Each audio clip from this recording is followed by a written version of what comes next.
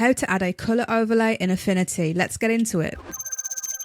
Begin by selecting the item that you want to add the colour overlay to. This is going to also select it in your layers panel.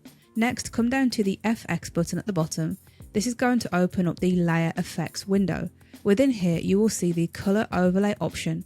If you click onto this, this is going to automatically change the colour of your item to the colour overlay. To configure this, click into colour overlay, and here you can configure the blend mode, opacity and colour. To change the colour, click into this colour box. This is going to open up this colour wheel, and here you can customise and choose from any colour that you want for your project. If you want to change the opacity of the colour, you can also bring this slider down. As we can see, it's blending from the original grey back to the green, and you can also customise blending styles if you want to get a different effect for your colour overlay. Once you're happy with this, just click close to come out of it. If you ever want to go back into this and change it, just come back into this FX button, come back into colour overlay, and you can customise it just how we did just there.